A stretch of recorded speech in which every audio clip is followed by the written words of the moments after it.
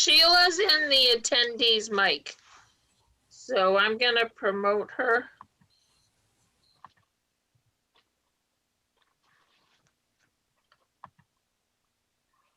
Yeah, do you see Mike? I don't see him in here. Oh, I see him now.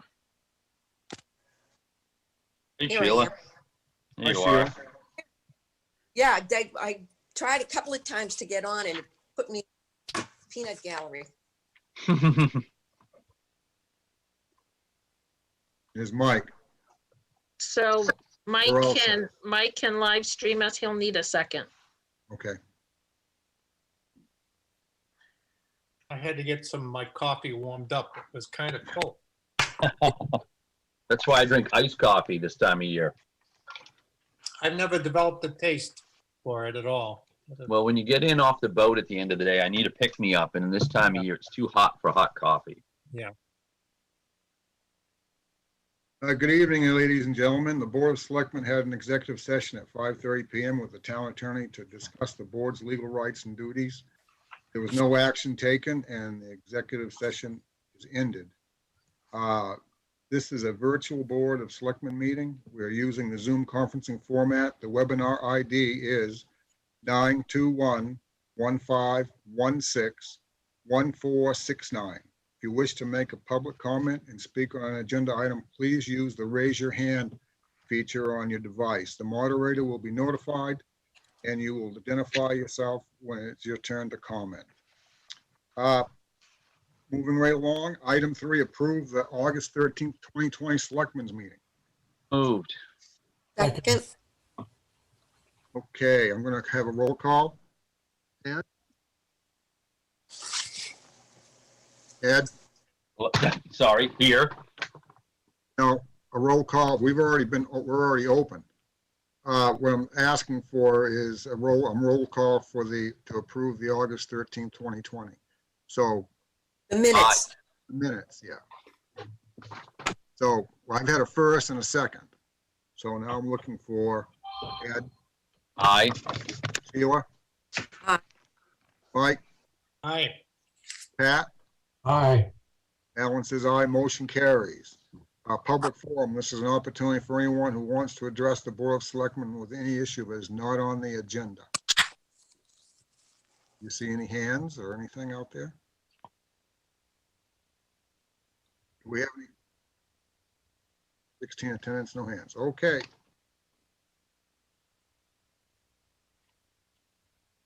Item 5. Sign the November 3rd, 2020 special town meeting warrant. Yes, can we just bring Tracy up to discuss this? Sure. You want me to do that, Mike, or are you gonna do it?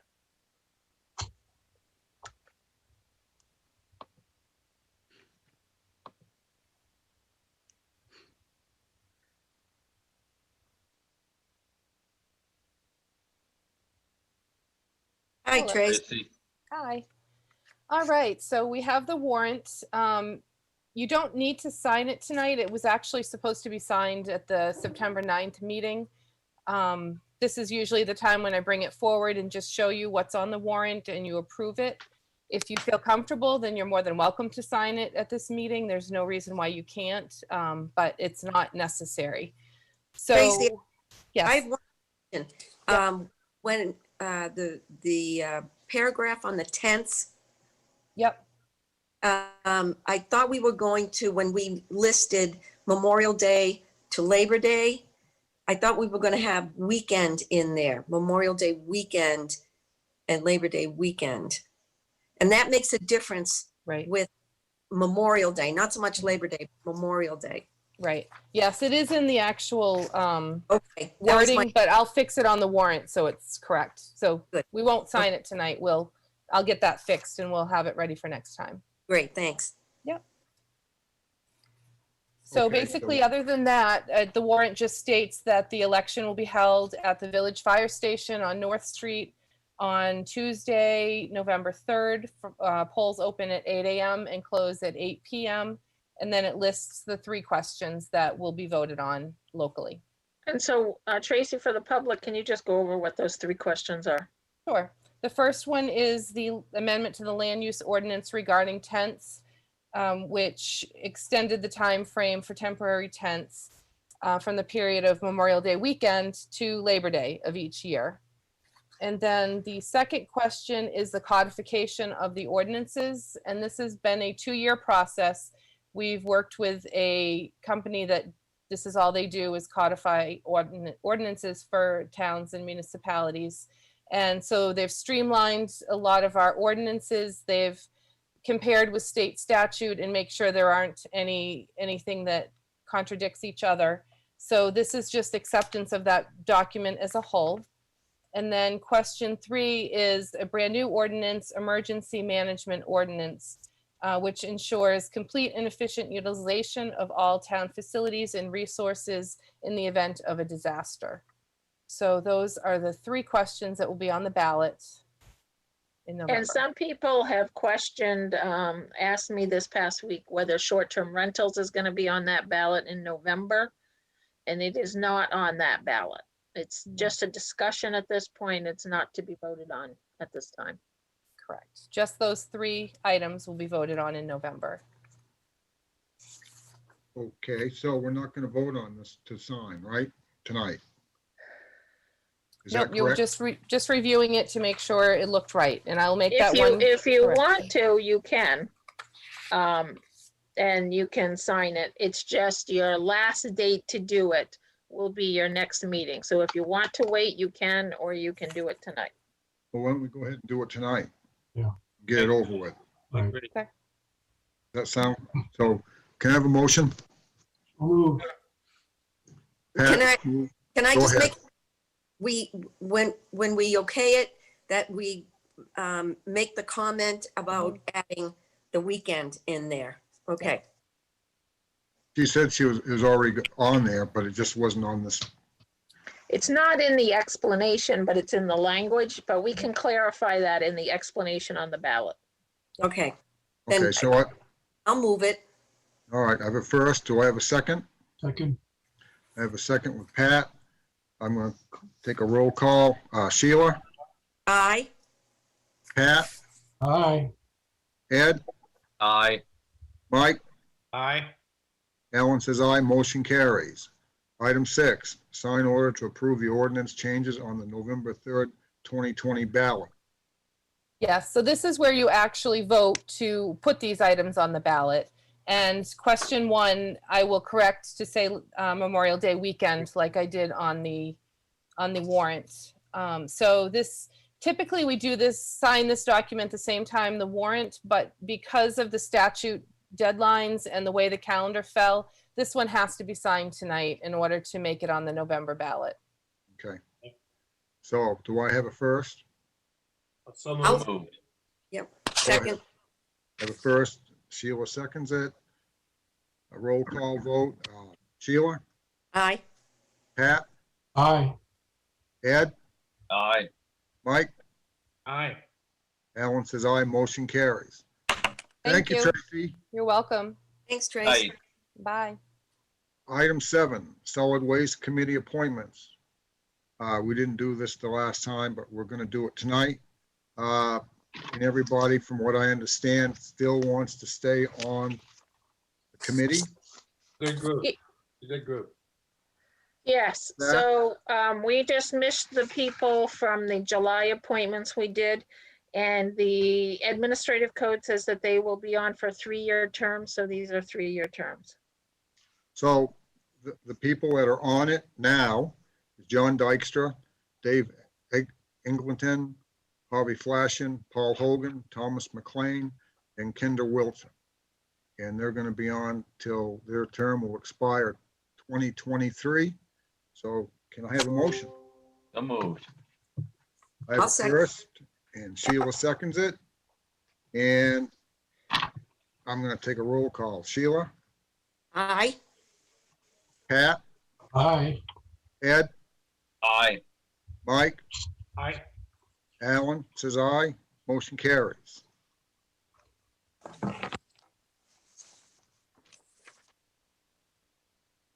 Hey, consider appointment to the Recreation Committee. I think that it was Nina Scott that wants to go ahead and become a member of the Recreation Committee. I don't really know the lady at all, but does anybody?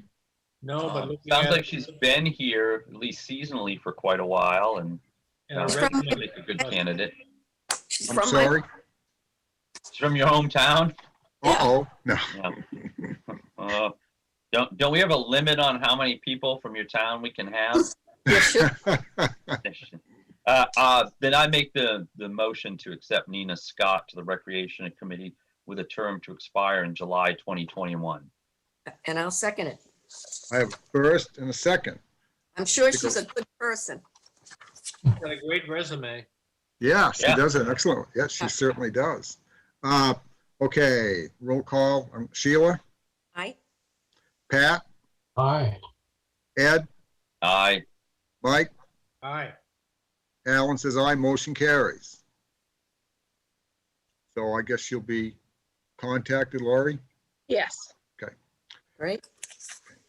Item 9, a quick claim deed for map 21, block 3, lot 10.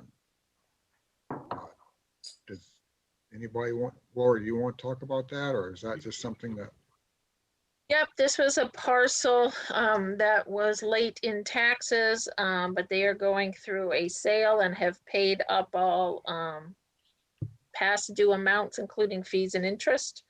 And so we are proposing a quick claim deed for them. okay? Any discussion? No? So No? I make a motion that we release through a quick claim deed. I have a first, Second. I have a second made by Sheila, a roll call vote. Sheila, Aye. Pat, aye, Ed, Aye. Mike, Aye. Alan says aye, motion carries. Consider tax abatements and supplemental bills. Do we have to do this one at a time, or can we move? Yes, slate or because what? Yep, I have Becky here, which I'm Okay. gonna promote in case you guys have any questions. Questions? And Becky can review it for you. Becky has been promoted. Becky, are you there? I am, but I do not have a camera on my computer, so you can't, Okay. you can hear me, but you can't see me. Hi, Becky. Hi, guys. So do you want me to review each one, all of them Yes. together? Okay. Yeah. So the first one for Olive Eldridge, I was notified by her son that she had passed away, but unfortunately she was still receiving the homestead exemption on the property. I was unaware that she had passed. So we are abating the original bill and then supplementing it without the homestead exemption in the, in the amount. So that was just because of her passing and needing to supplement the bill without her receiving the homestead exemption. Yep. On that one. The second one was a deed was received for property from Albert Palmer, the Albert Palmer Trust. And apparently there were two properties that were being transferred on one deed. However, I did not get the copy, the second page of the deed that was describing the second parcel. The lawyer's office had contacted me and asked me had I received the entire deed transferring both properties, and I had not. And she made a comment that she was afraid that was going to happen with the registry. So she forwarded me the documentation. So we abated the bill for Albert Palmer Trust and then and now are supplementing it to the Margaret P. Mix Real Estate Trust, who had gotten the other property as well. The next one, Ralph and Mary Smith, they had split a parcel off. They had done some transferring of properties and land to their children. And they created, when they did the split, they created a back piece with 10 acres. And right now, the property does not have access to it. It is just a back piece that they have retained. I think they were doing it for estate planning purposes. And because it does not have current direct access, I should have put a condition factor on it as potentially buildable, which is what I do for parcels in Kennebunkport that do not have direct access to the parcel, because at this point it's potentially buildable, and once it gets access, then it would become a complete buildable lot. So that one is just a straight abatement of the difference of putting the condition factor on the back parcel. So that was that one. And then the last one, the supplemental bill for Leith and Scott Doherty, we had transferred that to the town of Kennebunkport for this tax commitment because of unpaid taxes. And then they then paid all of the back liens on it. So it was decided that we would supplement, because the timing of when they paid off the back taxes to this one. So we supplemented this current year. And we don't need to abate anything because it was committed to the town, which is exempt. So we've just now put it back in the correct ownership name and have supplemented their taxes for this current year. Okay, thank Sorry. you. A lot to process, but if you have questions on any individual ones, I'll answer them. I apologize that there were so many. I have a question for you. This is Sure.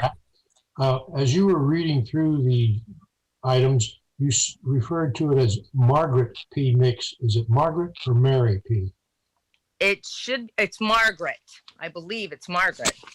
Well, it's written as Mary in here, so if we approve it, I want to make sure we get the right name. Oh, okay, let me look that. Yeah, in your memo, it's Margaret, Becky, but on the agenda, it says Mary. Oh, okay. So, right. So it should be Margaret because I have it. The supplemental warrant has Margaret on it. And the copy of the deed that I have also has Margaret. So it should be Margaret. So it was just a typo then on the agenda. Okay. Well, if it was a good Catholic family, should be Margaret Mary. There you go. That's true. That is true. Any more discussion on this? No? Okay. How about a motion? Motion to move as presented. Second. We can't do that. We have can't- to take them one at a time because one of these is my aunt and uncle. I can't vote on that. Okay, So, take them one at a time. Which one is it which one is your aunt and uncle? Ralph and Mary Smith. Okay. Okay. Olive C. Eldridge, 6 Birch Center. so moved as written. Second, Okay. Sheila, Aye. Pat, Aye. Ed, aye. Mike, Aye. Alan says aye. Albert Palmer Trust, Dyke So Road. moved as written. Second. A first and a second. Sheila, Aye. Pat, Aye. Ed, Aye. Mike, Aye. Alan says aye. Mary P. Mix RE Trust, Dyke Only Road. Margaret. it's Margaret Mix. What's that? Oh, Margaret, excuse me. I'll So move moved as written. second. Have a first and second. Sheila, Aye. Pat, Aye. Ed, Aye. Mike, Aye. Alan says aye.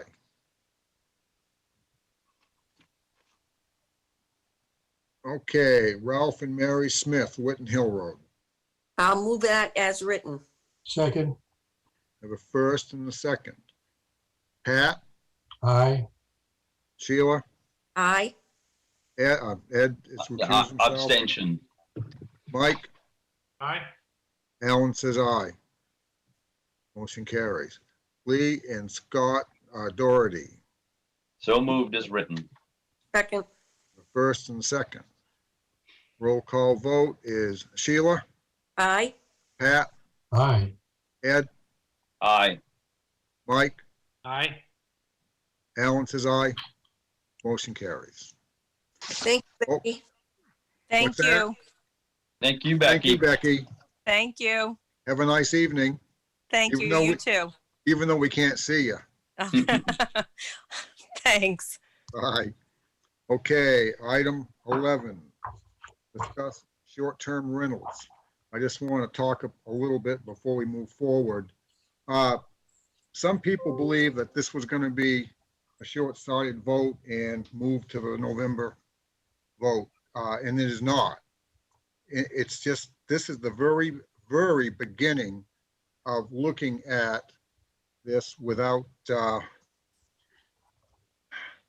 trying to cause too much heartache. We're going to go ahead and go through it, and it's going to take a while for us to do it. And there'll be a lot of public input along the way and everything else. So I'm quite sure tonight there's quite a few people out there in Zoom land that want to talk about this, but I'd like to have you keep your comments short and not drag this out all night. So with that being said, I'm going to pass this over to Lori. So I've promoted Werner, but I don't see him. There he is. So Werner did work on a draft of a ordinance based on your feedback at the last meeting. So I thought I'd let Werner just give a brief overview of this draft. Okay. Sure. So based on the feedback that I received from you all, I had looked over a couple of ordinances and licensing documents from a number of other communities and pulled together some pieces that I felt would give you all a good starting point to have a discussion. So I structured this as a license document. We have some general requirements, some documentation. There's a review procedure in here. The way that this is structured is that it would be a licensing process that would be handled through the code enforcement office.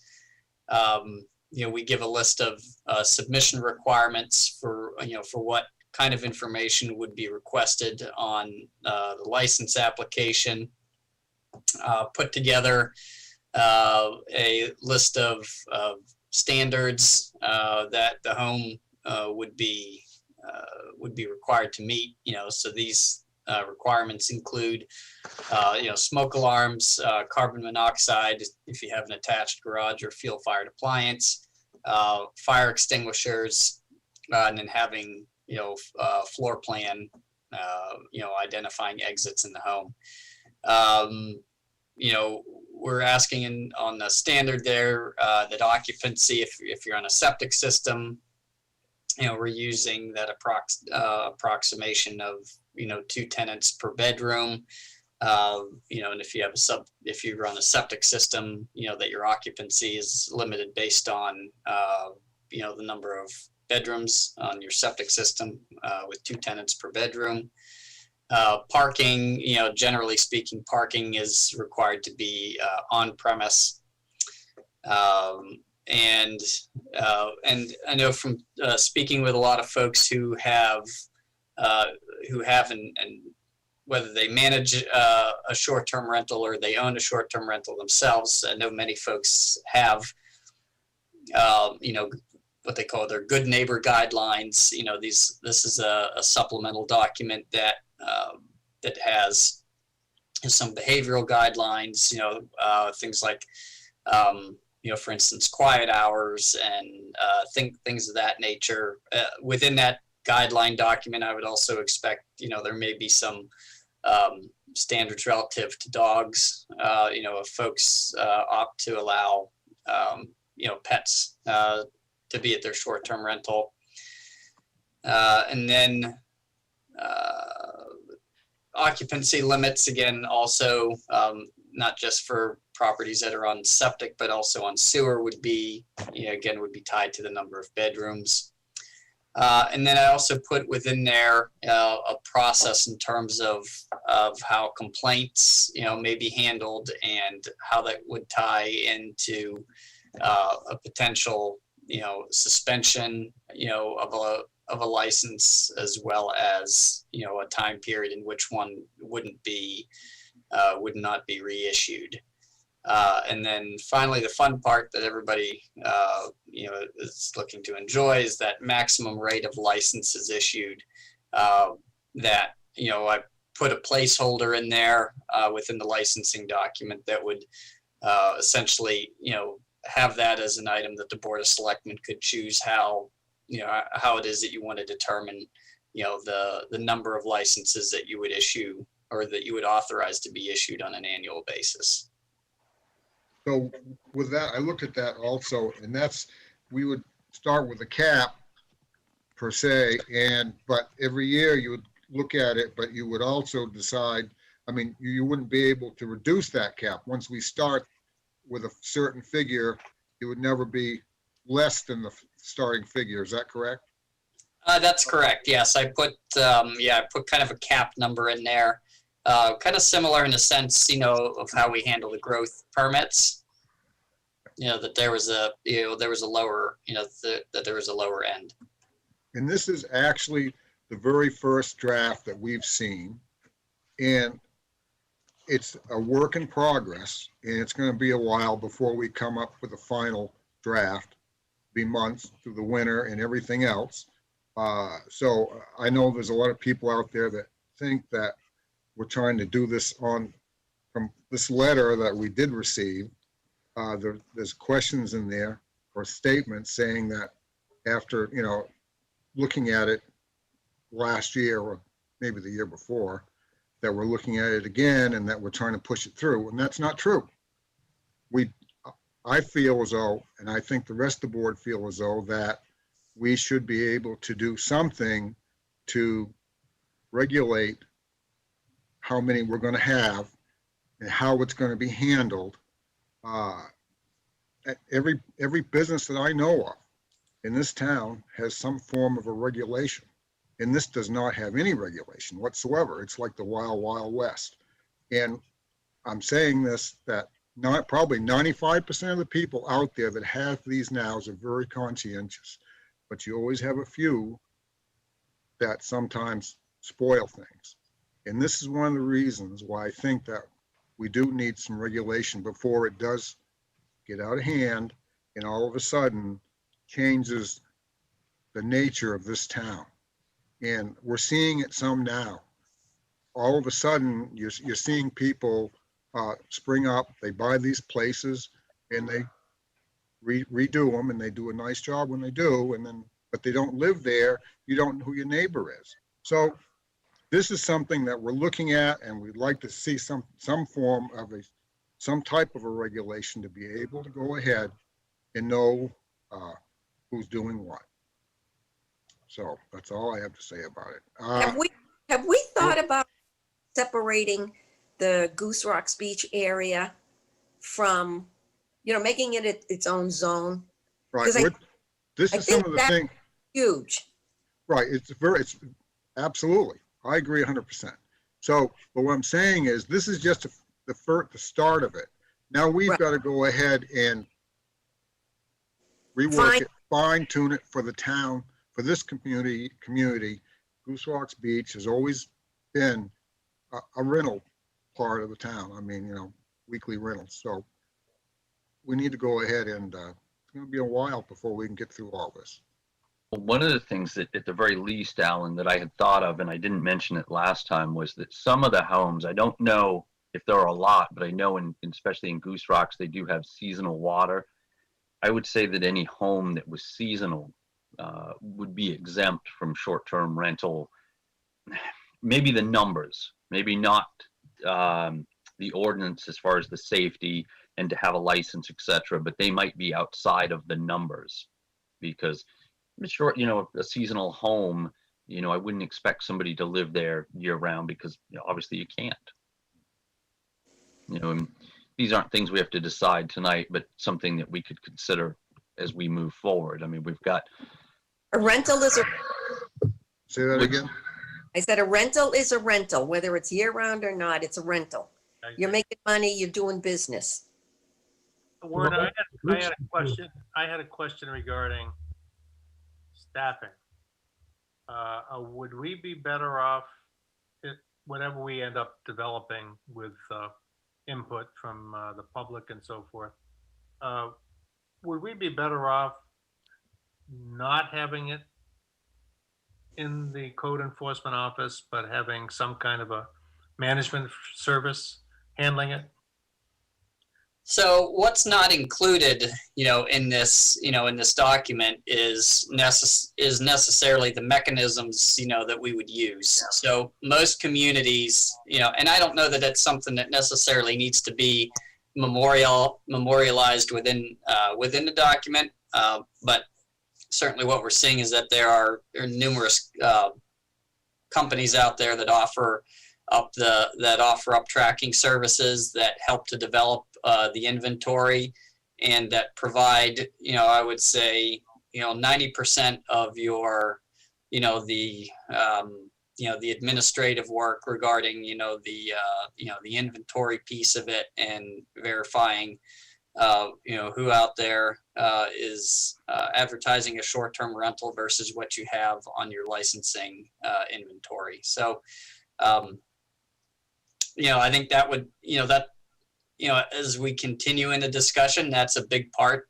that is a big part of the conversation is the practical, implementation of this and what does that look like in terms of staffing and costs, associated with that, I think once I get a little bit of a better sense of, the direction that we're heading with that, I'll be able to, provide you all with some estimates in terms of cost of enforcement, including, some estimates in terms of staff time that we have here and also what we would expect to be paying for any licensing fees for, specialized software or tracking services. We touched on that a little bit at the last meeting. Yeah. And it sounded like a pretty good idea to me. What do you think, Mike? Was there anything, what did you think of this draft? The draft is very good. I think there's some, I had a number of questions, but one of them came down to, enforcement and so forth.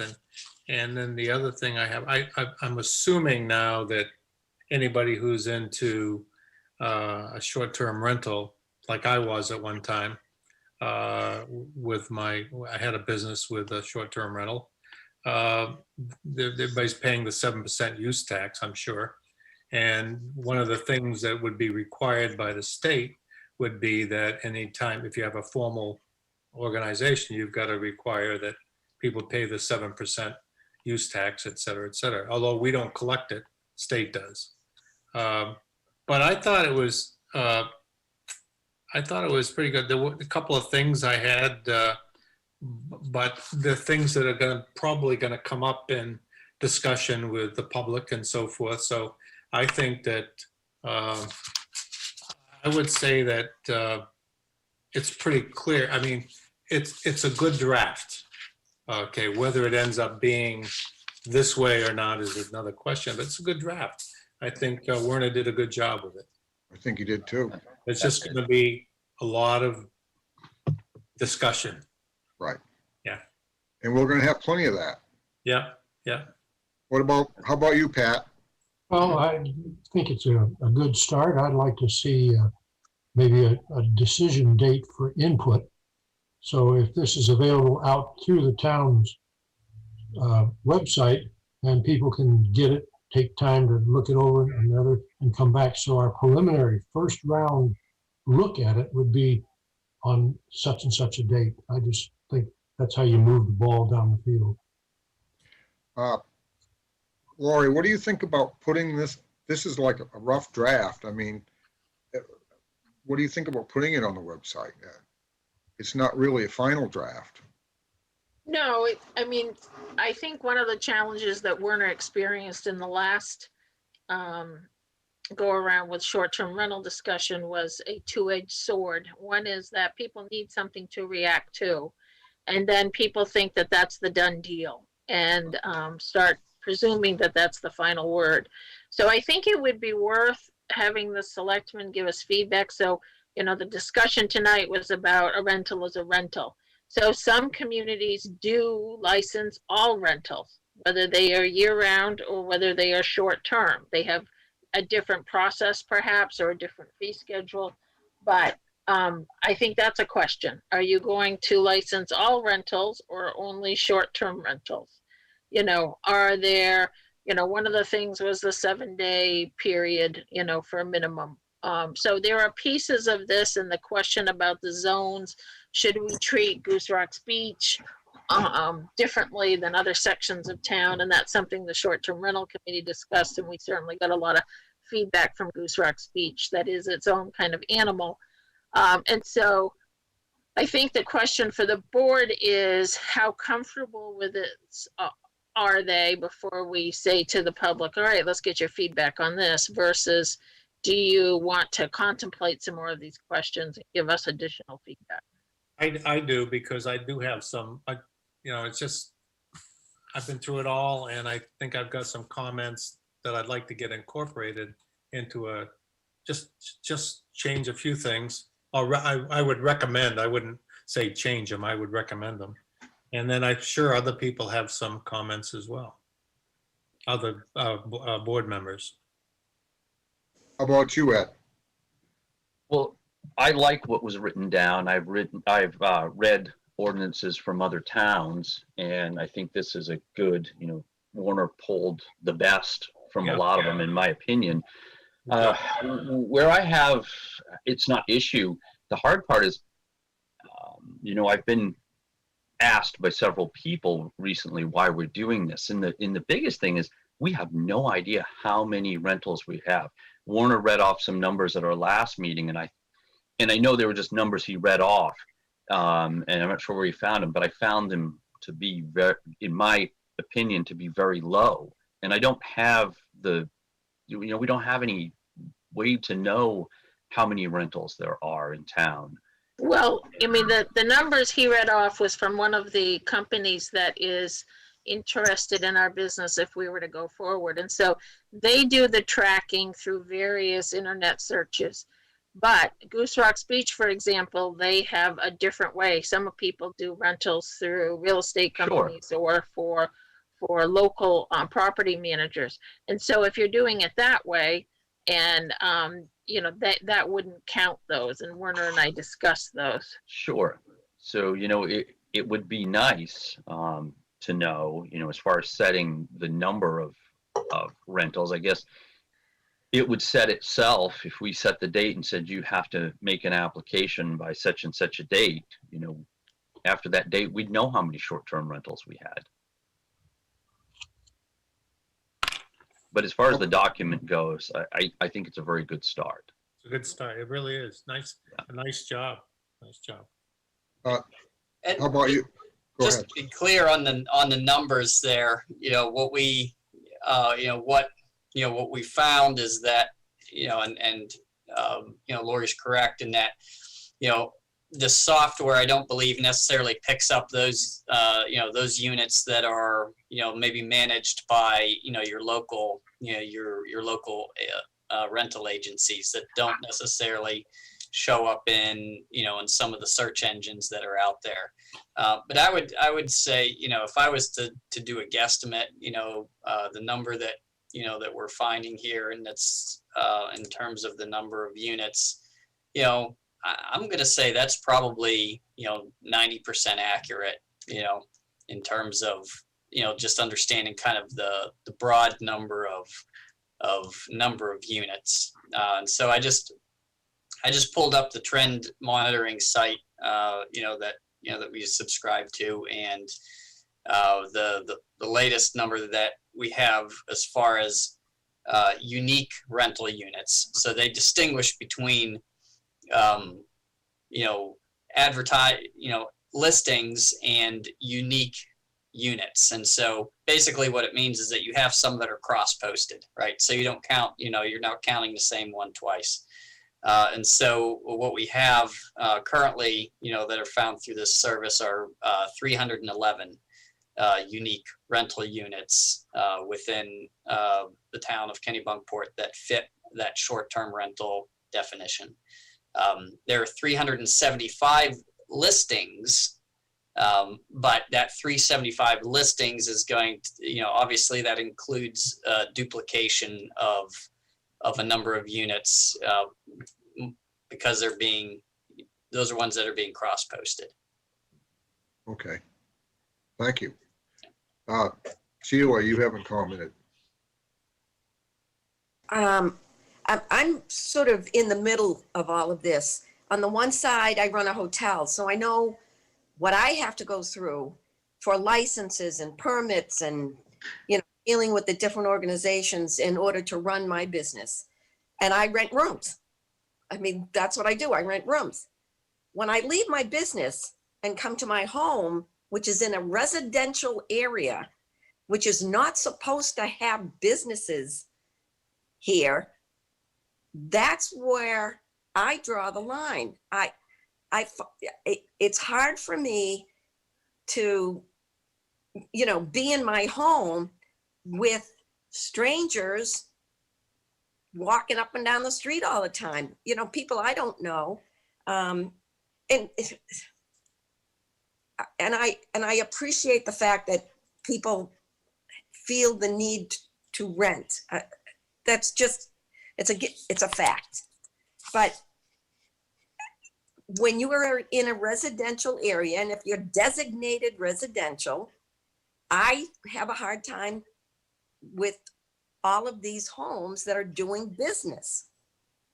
And that's what it is. They're doing business. We have some short-term rentals that aren't even single-family homes that are basically running their own, I don't know what you want to call it, small little inn, right in the village residential in Cape Porpoise. And under our current ordinance, perfectly legal. And Yep. And I don't think that's correct. I don't think that's, what the ordinance was set up for when zoning first appeared in the early 1970s. I don't think that's what they had in mind. Or if they did, they would have made mention of it. But our town voted to okay that just 2-3 years ago. It wasn't very long ago that the town opted to allow people to rent bedrooms out in their homes as long as they were occupying that house. Well, to me, and I said it back then and I'll say it again, if you're renting rooms, you are doing business, which means then this is really not a residential area. It also required the adequate parking for that. When you had those apartments that were connected to your house, it required adequate parking. Plus the owner had to be in the house, correct? Exactly, yeah. And then who's to know? Just saying. So is there anybody out in Zoom land in the public that would like to make a comment? Jim McMahon has his hand up.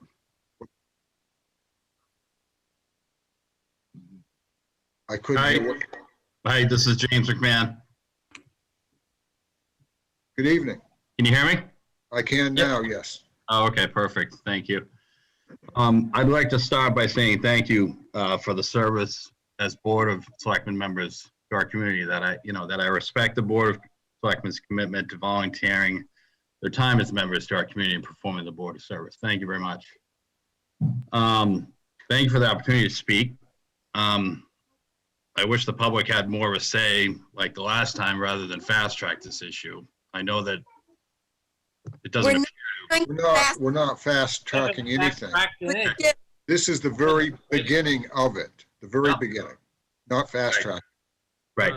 Nothing. All right, so yeah, just let me, cause I'm kind of speaking for other folks, because I want to try to minimize, all the other people. So, just let me say what I got to say, and then we can talk further. So, it's said that, a rental is a rental, but a rental is an opportunity for a community member to be self-reliant.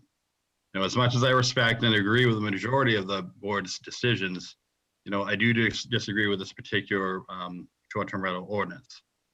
And I take the stance against it, along with a large group of individuals that, conveyed their dissatisfaction back in 2018, when we attended the short-term rental committee meetings and helped perform a survey that resulted in pretty much a unanimous decision that not to regulate short-term rentals.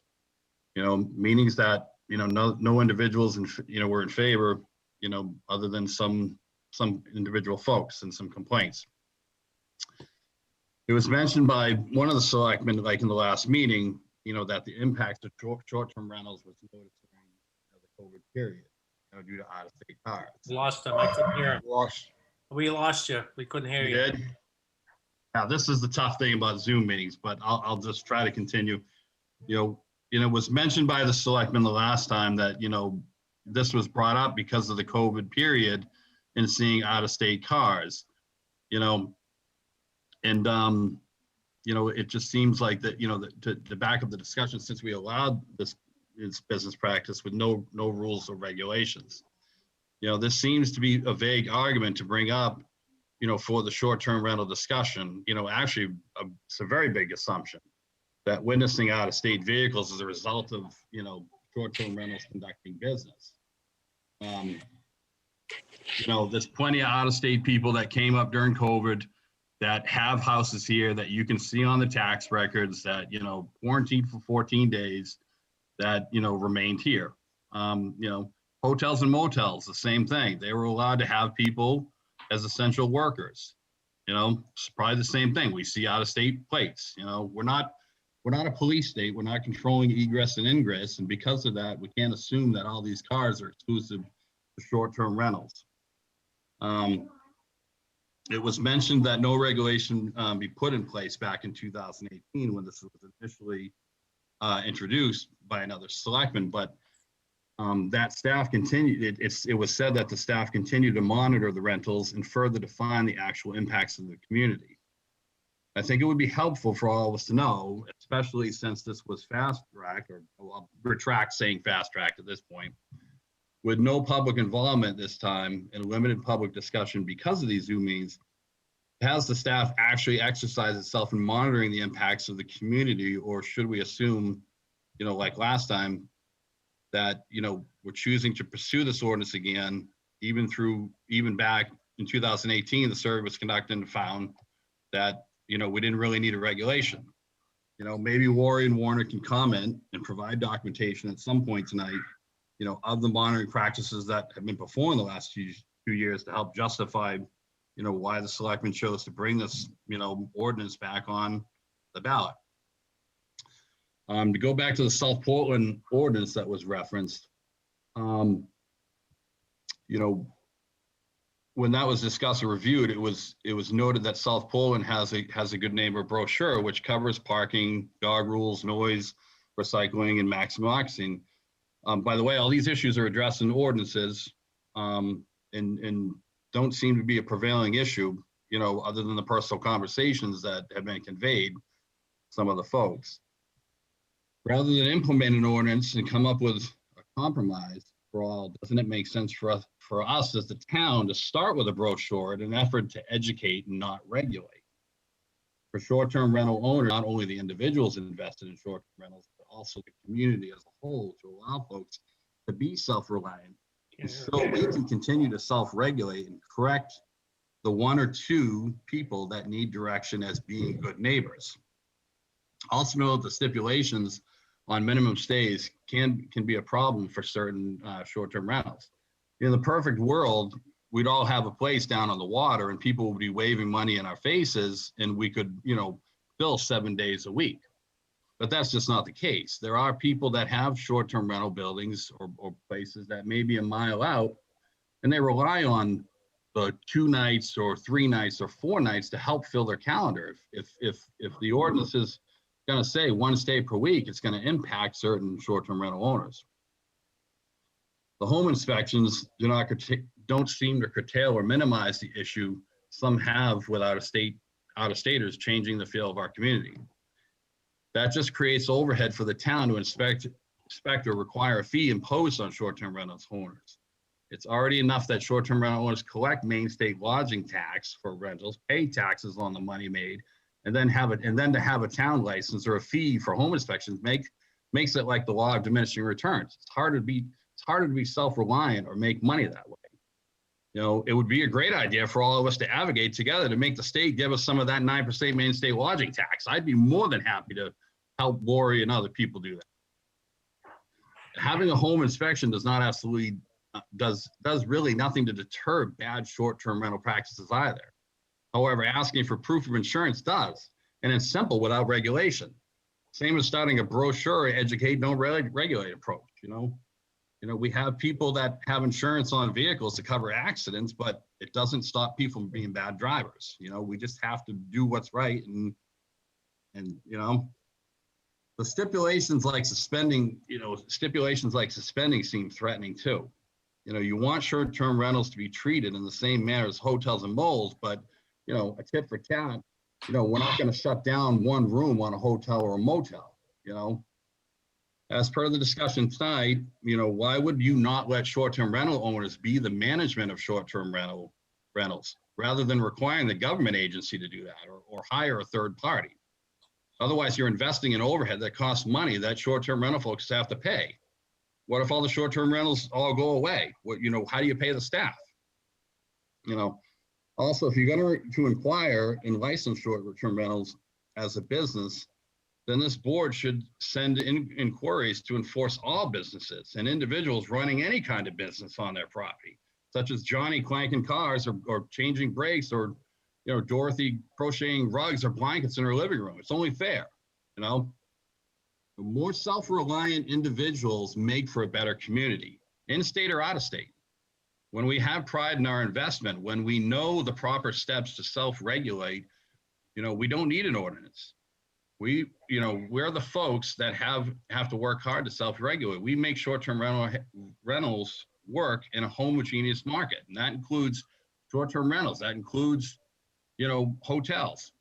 Let us be involved in educating the one or two individuals that are figuring it out or need guidance.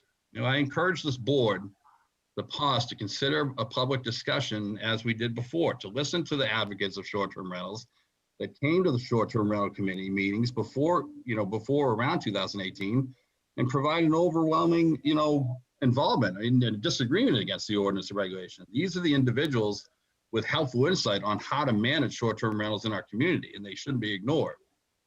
Now, again, we should try to be the town that embraces short-term rentals as part of our homogeneous tourist industry, and that it's not about individuals, but it's a part of being of a community, and we allow individuals the liberty to be self-reliant like others that use their property as an investment to better themselves, to provide income to supporting industries, like the people that come and buy lobsters, that go to the restaurants, that buy local art or other items like local stores, and especially the town-sanctioned Christmas prelude that draws in, you know, thousands of folks. We all benefit as a community. So again, I encourage the Board of Selectmen in the town to drafting this proposal to consider a brochure approach first and involve, you know, the people that are doing short-term rentals. Thank you. I want to thank you. You've made your point, and we really do appreciate your opinion. But I think there are other people out there that would like to talk also. Next up, we have Sharon McCabe. Okay, thank you. Hi, Good Sharon. evening. How are you, Alan? We're doing well. Thank you. Okay, hi, everybody. I appreciate you allowing me to talk. I did send you a letter today, and I sent it to Lori as well. And hopefully it didn't come across too strong, but I do feel very strongly about what's going on. And I just wanted to enumerate what I think makes the rental business, the short-term rental business, so important to the town. Can you hear me? You Are can. you able to hear me? Absolutely. Okay. Okay, thank you very much. So I sat down and I started to think about what it means every time I or my colleagues rent to somebody, as hotels and motels do, and real estate people renting homes as well. And so I thought about, okay, so what are all the things that we help the town with, the businesses in the town? So I made myself a little list. You know, I recommend, and all of us recommend, restaurants. We recommend Dock Square and all the shops in Dock Square, all the businesses, the Mabels, the Hurricanes, and Arundel Inn and Noonan's and Nantum and Arundel Wharf and all the restaurants in the area. All the antique stores and the clothing stores and the travel and the boating and golfing and swimming and biking and hiking, and libations. Yay for libations. The Seashore Trolley Museum, lobster stores. We have people buying from Port Lobster, from Langsford Lobster, and making their own salads and making their own pasta dishes. And we recommend hotels, motels, and B&Bs because people come to town, they go to Nantum, they get married, and they have people renting houses. They have people going to motels. They have people going to hotels. And all of us, that we make the town a successful town in terms of the amount of people that we bring to Kennebunkport, and we build up the area even more than it is now. And that's a great thing. My family goes. I'd like to you know. just interrupt you one Yeah. second. All those people that you just mentioned and all the businesses, every Yes. one of those businesses that you mentioned, Yeah, they're all regulated. They all Yes. they all pay a fee to mhm, be in business. okay, And they also contribute to the community a whole lot. okay, yes, So I want to make that clear that But- it's okay, not, this okay. is basically. Alan, I know, I Okay, know. continue on. I know. And I know the value of the people that we send to the businesses. And I know that from the businesses because, and it's funny, I kept thinking it was 19 that we did all this work trying to figure everything out as a group, but it was 18, right? And we sent surveys around to all the business owners. We didn't reach all of them, but we reached most of them. And the responses we got from them were, you absolutely help us tremendously. People come in and they say, we're renting a house here. And, you know, we heard you're a great restaurant, or, oh, we heard you had some great paintings in this store, or memorabilia in the store, you know, the whole deal, you know.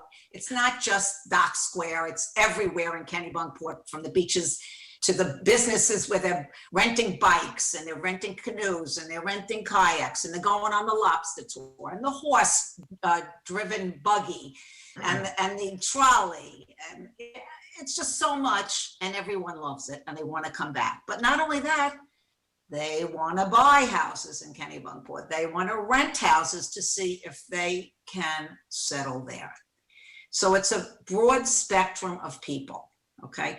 Now I listened to Werner's presentation, which is always good. Thank you, Werner. And he had some great ideas and he worked very well with us, and we really did appreciate everything he did. I gave him a hard time sometimes, and I do apologize, but that's just part of the deal. It's nothing personal.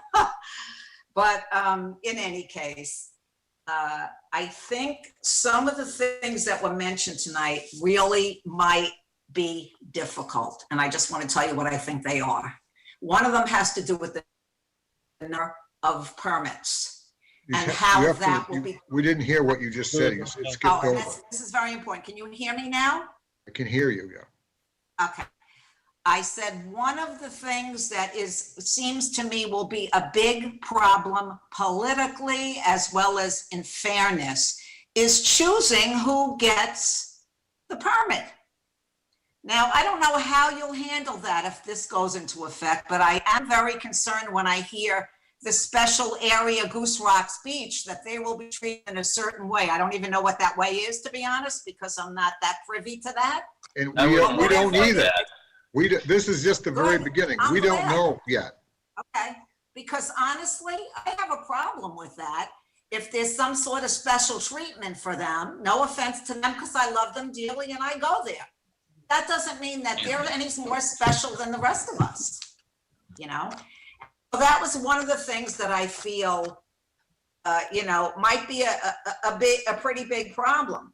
The other thing I think could be a big problem is the competing with real estate offices. Would they be given permits for this as well? And would they be competing for permits, or would it be the homes that are in the real estate, or how would that work? And I think that would have to be ironed out. And then as far as, let's see, what else did you have? I wrote the word nepotism because honestly, I would hate to see that happen, but but it could be, and that's a real problem for people. It certainly is for me.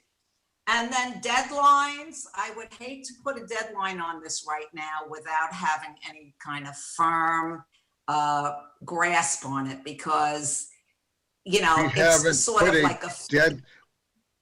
Sharon, No, we I haven't put a know, deadline I on know, anything. I know. Where this is just like No, I I've know. said to you before, this is just the very beginning. And we're going to work through Yeah. this, and we're going to talk to people Yeah. again.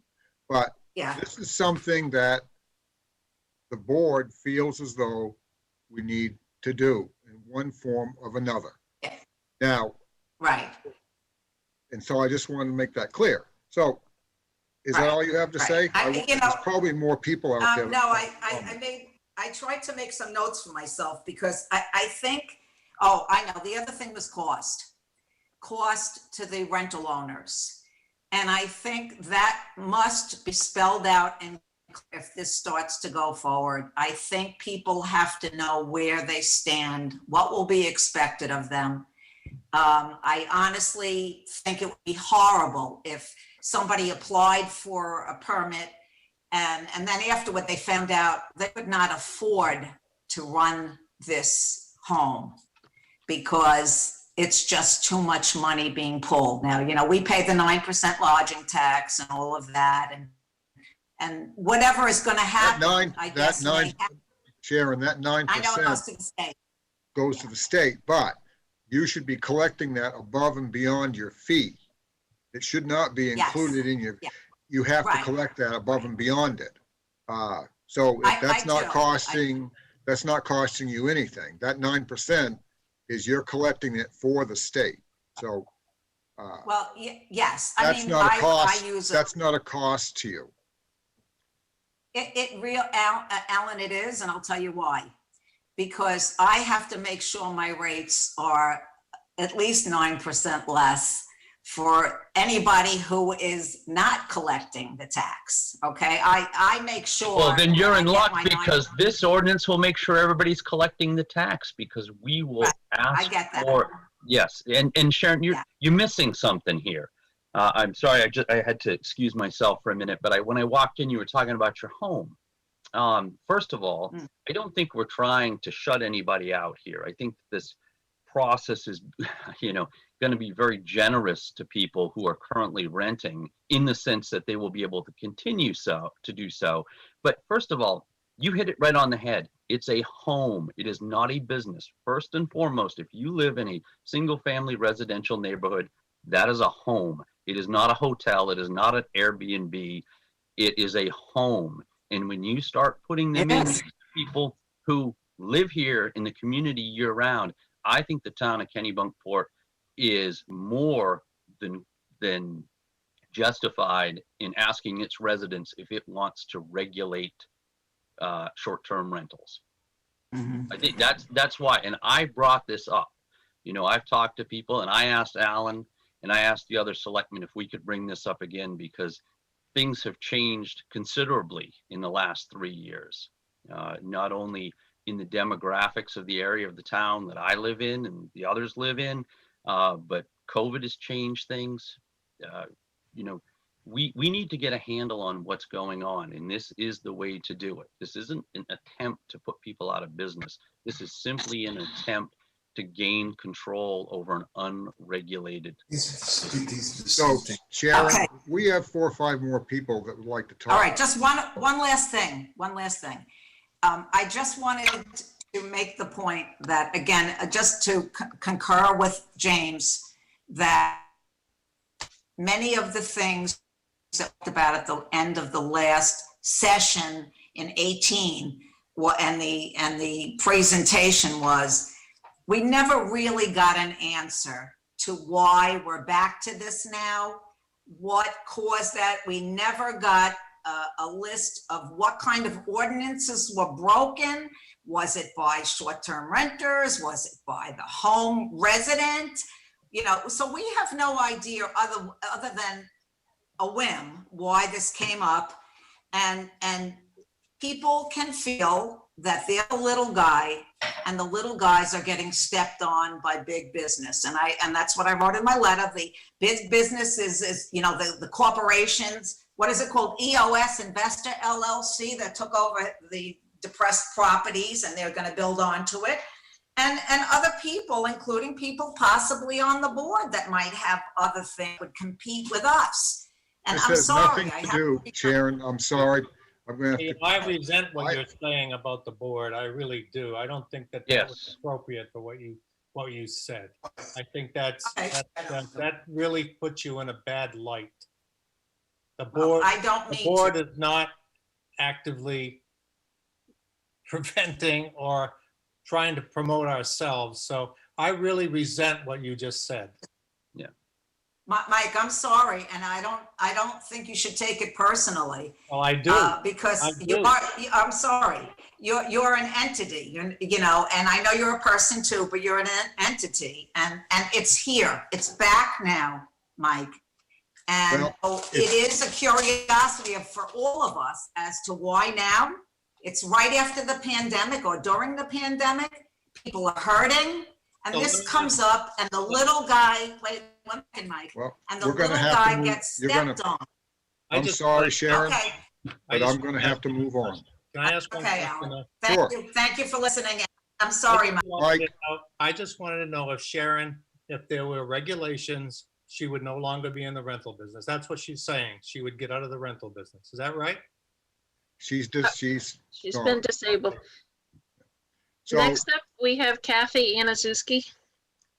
hi Kathy, Alan, go ahead. Would you You're muted. unmute her? There we go. Hello, can you hear me now? We can hear you. Yes. Oh, good. Hi, thank you so much for letting me speak tonight. I appreciate it. I own Maritime Realty down at Goose Rocks, and I have been doing short-term rentals for over 40 years. I'm probably the oldest person that's been doing this for the longest in town at this time. And I just wanted to say that myself and the other realtors, there's 2 other realtors, there's Beechwood Realty and there's Sand Dollar Realty.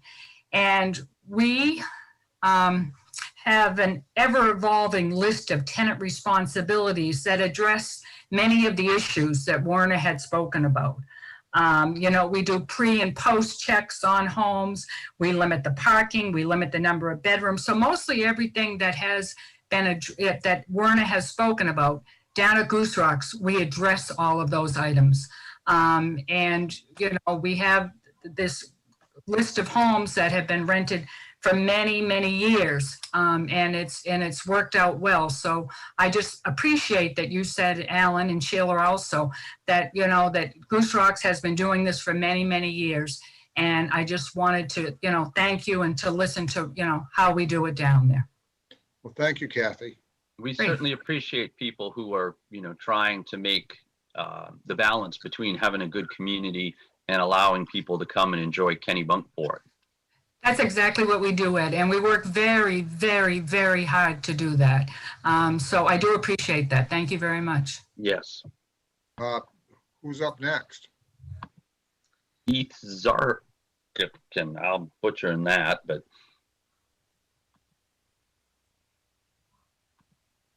We have Keith Zakarian.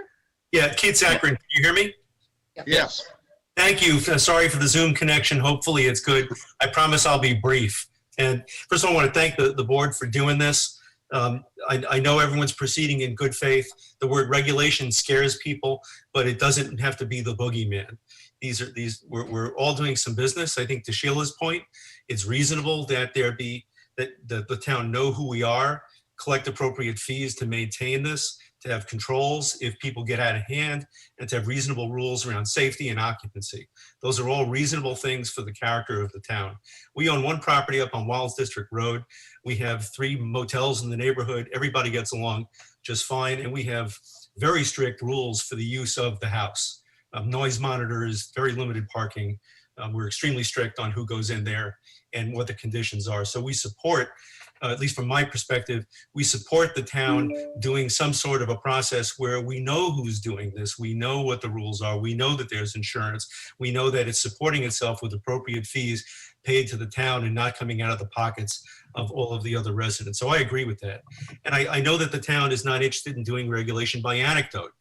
Last year, Werner went through a big evolution. I helped in that. We all helped in doing the survey. And so now the town has an abundance of data from which we can create, or you can create, and we can comment on reasonable setups so that the goals of having some regularity in this and being good neighbors can be accomplished and not be a burden to the town. And I would assume that most of that data is still good. Perhaps it can be updated. I think that certainly a fee would be a reasonable point. It's reasonable to have occupancy limits. I would caution some setting minimums on times. Obviously, there's differences in flexibility for different properties, but I think if they're being good neighbors, and that ought to be the key, then that ought to be good enough. My final comment, I hopefully I delivered on being brief here. I would urge the board to, as soon as you've got some comfort in a preliminary proposal, to send it out for, obviously you're going to get some comments which aren't going to be terribly thoughtful, but you'll get others which may be helpful to you in crafting an ordinance. Last year, the draft went around. There were some unlawful conditions in it, which were included and were able to be corrected in the thinking of that. So the sooner you've got it out, I think the sooner you can get thoughtful comment back. Obviously, you're not getting paid for this. It's a bunch of flack. You can have a bunch of loud opinions and some quieter ones, but hopefully some of the public input will be thoughtful. We lost him. We Well, he lost- was brief, but well-spoken. Yep. Yep. Richard Smith. So how did Richard get to the top of the line? I don't know. Uh, I don't either. Am I there? Yep, You it's- are. Whoa. I did not hear all of the preceding comments, but I am very interested in this topic because I am a contiguous neighbor to one that has been offered recently on VRBO. But I've also been a user of VRBO in other communities. And prior to the advent of VRBO, we used to actually rent a property in Pine Point that was ultimately used by the family, but we would rent it for a couple of weeks, and so would others for a couple of more. And I'm accustomed to the pattern and appreciate it. But the whole aspect of short-term rentals has grown so much in the past few years that I think in the summertime, Kennebunkport is approaching the point where it is essentially a rental town with a few residents interspersed among the rentals. On Pier Road alone, I know of more than a dozen, and I'm sure there are a couple more at least that I do not know of. Fortunately, the one contiguous to us has been responsible and have been good neighbors. We happen to be on a private street where we could impose some restriction on parking and so on. But the contrast to that are some also on Pier Road that I have observed that have not had the kind of diligence by the owner, where renters have parked on neighbors' lawns, not just on the edge of the street, but perpendicular to the street on the grass, where they have had abusively loud parties and so on. And it really is unsettling to a neighborhood to have properties used in a residential area in these manners. And I think we've got to recognize the reality that indeed short-term rentals are a big part of the future of this community.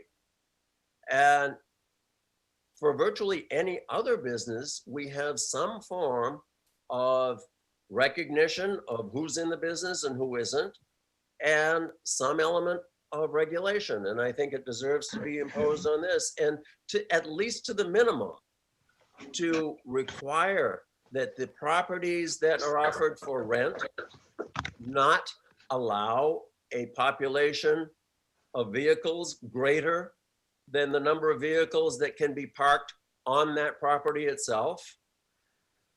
And again, the neighbor, not my contiguous one, but down the street on Pier Road, has had multiple cars for which they could offer no parking themselves, and they were interspersed around the neighborhood.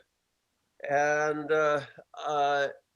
it is also a concern that as properties change hands, quite frankly, the purchase price of properties in Kennebunkport has grown because people who are buying them know that they can offset a portion of their purchase cost by annual rental income.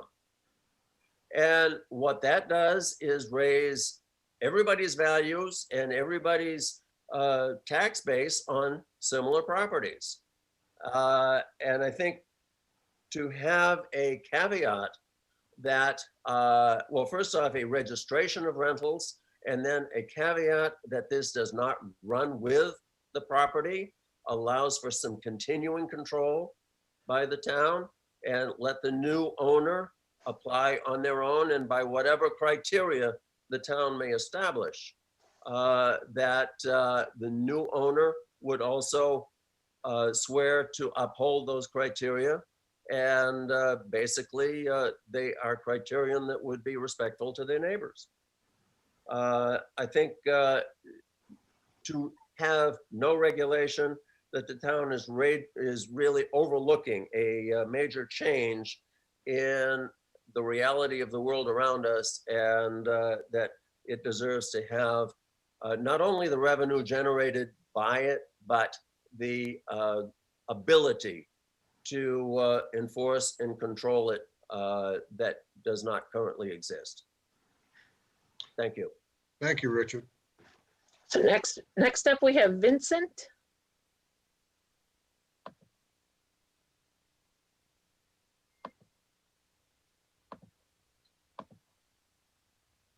Oh, where'd he go? Vincent, are you There he there? is. He's muted. Here, it's Vincent Cucciara, by the way, 16 Windermere Place. First of all, thank you for letting me speak tonight. I think we may have a process issue that I'd like the select board to consider. Under Werner's direction 2 years ago, the select board put together a process of a short-term rental subcommittee or task force. This allowed a number of individuals to express their views. I think what is concerning and disturbing from a credibility point of view is that all of a sudden the select board has decided to draft an ordinance without anybody seeing it. So the question is it the cart before the horse? And I would suggest— Vincent, you're listening. You're not listening. We're not in a position. Excuse me. Sheila, may I finish, please? Let me finish speaking, and then we'll be happy to have you respond, please. This is a cart before the horse. It's already been suggested that an ordinance has been drafted by Werner at the suggestion of the Board of Selectmen. That's not correct. That's not correct. It's a draft. It's not an ordinance. It's a draft. I said there's a draft of an ordinance, sir. It's the beginning of a draft. That's It's correct. a draft of an ordinance that the select board has suggested be drafted by Werner. I am trying to point out to you once again that if the select board wishes to follow this process, it should follow the process that it previously adopted, which is refer the matter back to a subcommittee task force of the board so it can be properly aired and discussed. And I think that is something that the board should give serious consideration to. I have done enough research on this matter. I have 2 rental properties in town. My belief is that responsible people do responsible things. As came up a couple of years ago in the task force meetings, is there are existing ordinances that address the issue of noise, parking, trash, traffic, and that needs to be considered by this board. I will guarantee you that if this matter is not handled appropriately, there will be constitutional challenges to what the select board is suggesting. I'm not throwing that out as a threat, but I am suggesting that if the board wants this to be a credible process, they have to go back to the process they adopted 2 years ago, which is refer it back to the task force and allow public discussion of the issue. Failing that, you are just going to end up with a controversial issue that is going to end up getting very personal, which we've already seen tonight, which is very unfortunate. And I appreciate all the time and effort that all of you do in serving Kennebunkport. But unless you do that process the appropriate way, you are holding yourselves up for potential ridicule or criticism for not allowing appropriate citizen input into this process. And furthermore, the town has changed. I have lived in this town now for 9 years. I'm a summer resident. In some respects, it's unfortunate what's happened to this town. Regulating short-term rentals is not going to change the fact that this is a very desirable place to live, to work, and to enjoy company.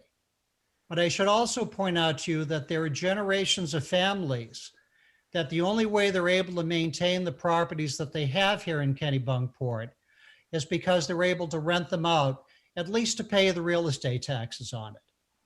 So therefore, once again, under Werner's direction, you put together a process that I thought was very fair, very articulate, and discovered 2 years ago that the majority of the citizens did not feel that there was a need to regulate short-term rental. Now, maybe that's going to change in the future. However, if you really want this to be a credible process, refer it back to a subcommittee that you previously appointed and let the public comment go on for at least, I think, Werner, we had what, about 6 meetings? Werner? He's muted. Sorry, I had to get the mouse to work. No, I believe it was more than 6 meetings. I mean, we had quite a few. Right. And I would just suggest that once again, it's a matter of credibility for the board.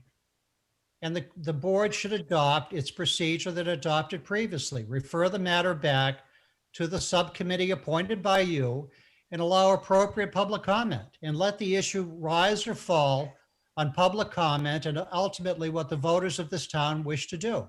Unfortunately, I will not be able to participate in that vote since I'm not a resident of Kennebunkport. But I do feel it's only fair, given that there's already been a draft of the ordinance done, that there is a credibility issue for this board, and the board must sit back and think about process. Process is the most important thing for all of us. And if you're really serious, if you're really serious about process, refer it back to the task force that you already appointed. Thank you. Thank you, Vincent. Next, we have Greg. Hi, Greg. Hey, everyone. I spoke last time. I'm going to keep this short. There was just a couple points that came up during the meeting, though, that I wanted to touch on. One piece just about the residential zoned areas. I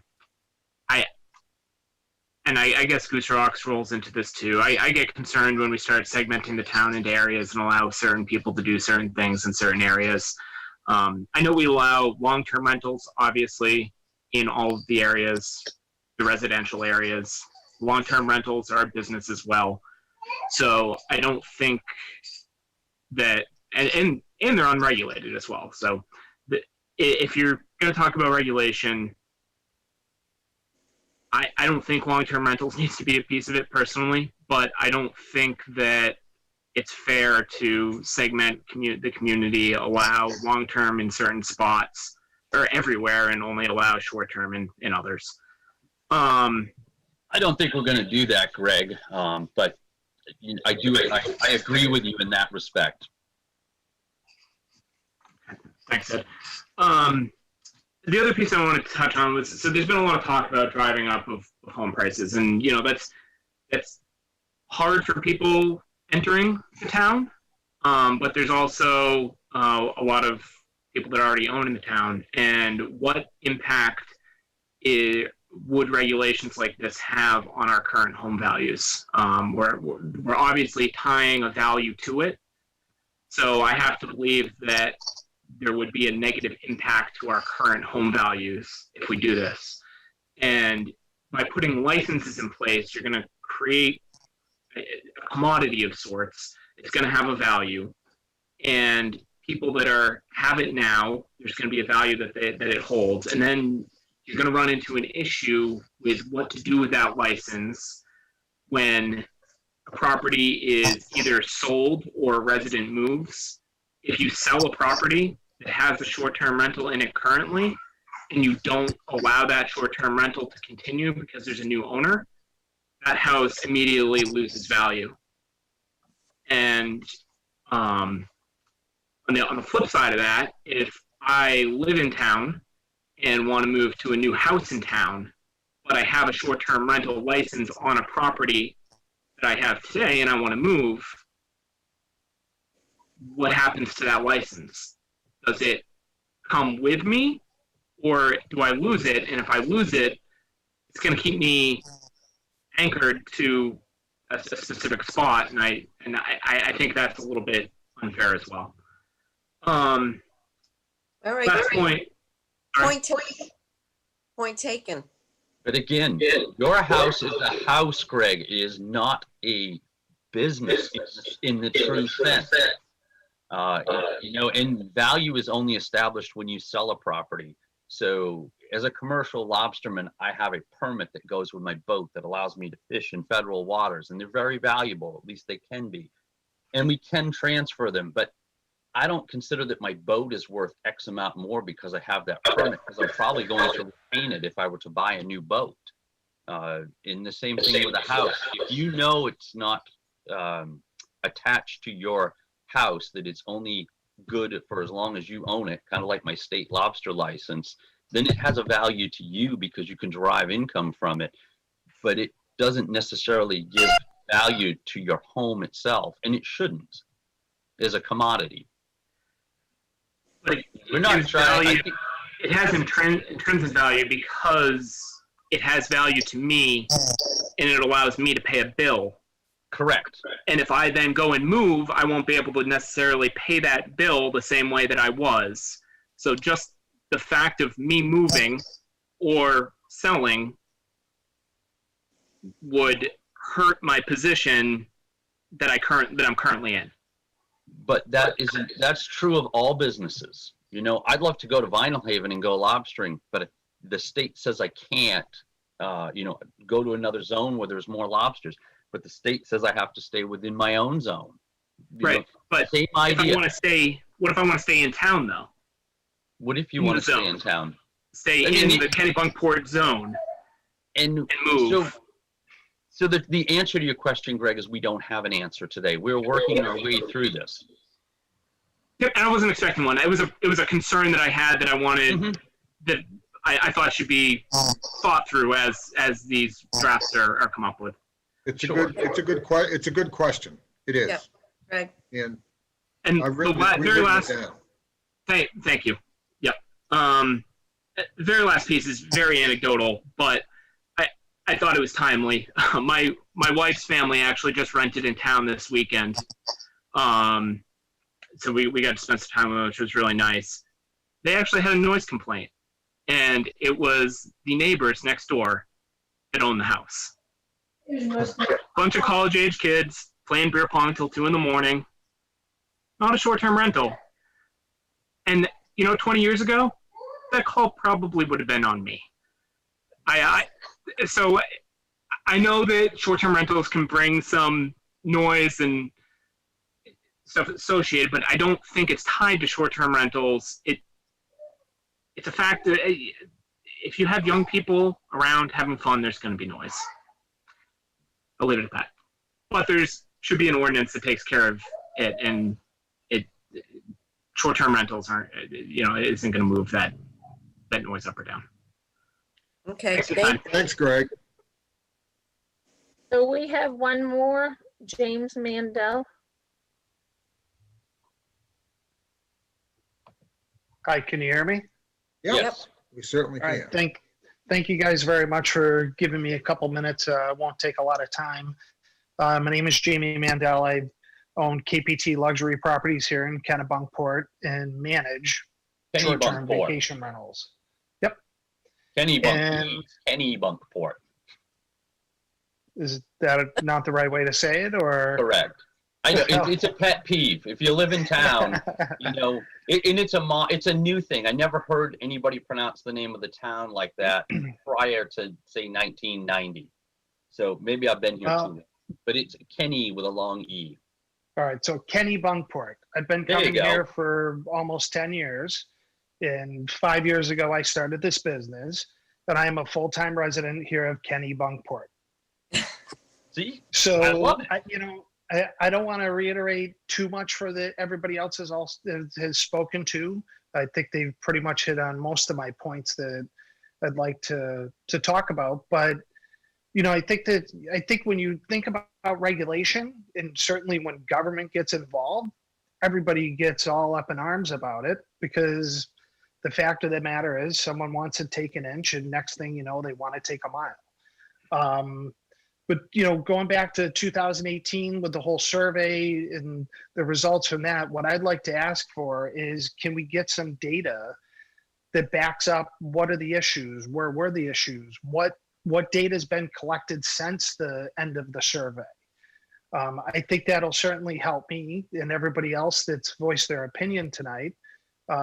Maybe come more to a common ground on the situation. I think we do have the ordinances in place for the town, and they should be enforced. And to Greg's point, he's spot on. I've driven down the road and seen people that live here leave their trash cans out for 4 or 5 days, or somebody last fall for 3 weeks had a mattress sitting out alongside of the road, and it's not a rental home, but yet it's, stuff like that still needs to be enforced, whether it's a short-term rental or whether it's somebody that lives there for 8 months or 12 months a year. Vincent hit everything spot on. I think that there needs to be more participation on both sides with some form of a group or a task force. So we want people to come here and enjoy our community. I love it here.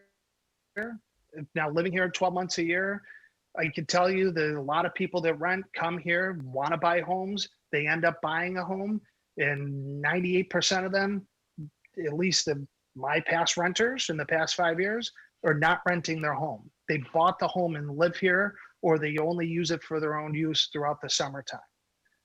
So I think that's some more data that we should probably collect to see how many people are buying homes and then renting them. But thank you guys very much for your time. And, I think that I speak for all the renters in Kennebunkport. We want everybody to be successful, especially during this day and age with the COVID. We want all of our restaurants, shops, stores, everybody to be successful and get through this and to continue to be successful going forward. So thank you guys for your time. Thank you. Thank you. Is there anybody else, Laurie? No. Okay, so moving right along, what does the board want to do now? Any suggestions? I was going to say, we take everybody's points and work through them. Important, what isn't important, and this is how we'll develop, I guess. Yeah, I think you're absolutely right. I mean, there was one point that somebody made, flexibility on time rentals. That's Yeah. something that we really should talk about. And do they carry, if they got one permit, do they carry it onto another building? Those are things Yeah. we have to think about, yeah. Right. I have a little list going here. Good. I got them all, but I think I got most of them, but I didn't get everybody's name, but I've got most of them. Yeah. So maybe Great. between all of us, yeah. Yeah, so we have some stuff to work with, and anybody that, when we have these short-term rental on the agendas, anybody can come and comment. We'll listen to anybody. And people have brought up some good points, and we are definitely going to talk with it and talk about it. So don't think that we're trying to cut anybody out of this or make any short decisions and rush this through, because that's not what we're here for. We're here to do the right thing for the whole community. And I just want to say one Go more ahead, word. Sheila. We've heard a lot from the people who do the rentals, but I don't think they realize that we also hear from the people who are residents here and are concerned about their next door neighbors renting every weekend or all the time. I don't think they know that we hear from the other side as well. We heard a little bit tonight. Yes. That was, so, Pat, do you have anything you want to add?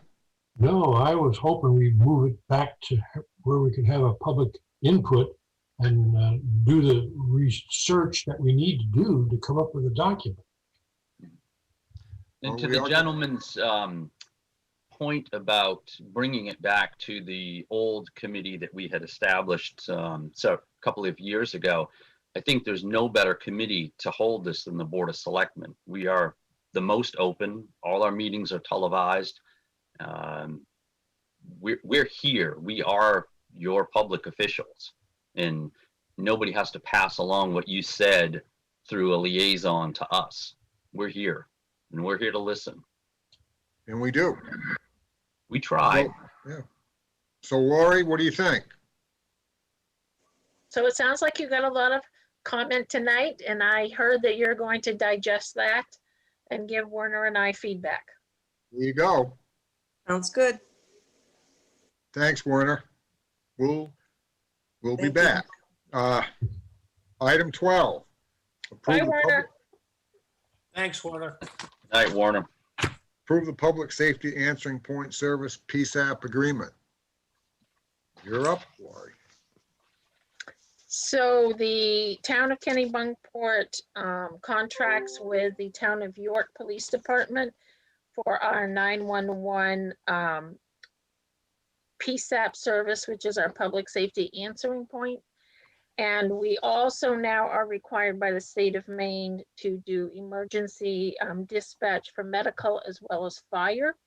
And so we contract with them to do that as well. So in your packet is the newest contract, which the chief and I believe is a reasonable contract. There are cost increases. Their largest cost in dispatch is staff personnel, and it's hard to find dispatchers nowadays. So this is a 3-year contract, which is what York requires, but it does have ability to leave the contract with 6 months notice if we are unsatisfied with their services. And what has been our feedback these last few years? We Good. haven't had We have a process, and during COVID, we haven't met, but we have a process where we meet and check in with York, and the chief also has the ability to review any calls or concerns. They also do all our quality assurance testing as well. And so we've been satisfied with the service. So we're looking at $61,000 a year, huh, for the first year. 61,000 is, yes, to include both the Everything, yeah. emergency, medical and fire and the PSAP. Right. Now, do they charge all of the other towns the same way? Or do they nab us? On to this per capita cost. So we, back last winter, do you remember before COVID when people met and sat in rooms together?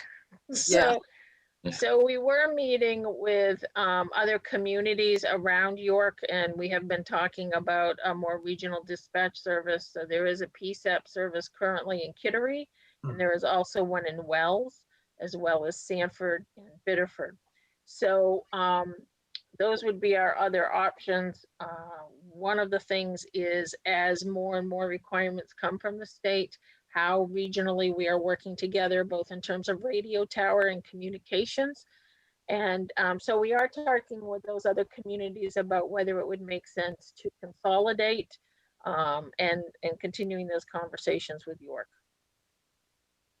Okay. It's the board's wishes. I'll make a motion that we accept the proposal as written. Second. I have a first and second by Ed. Do a roll call. Sheila, Aye. Pat, Aye.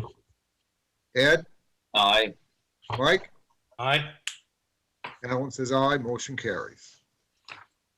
Okay, other business. Sheila, None?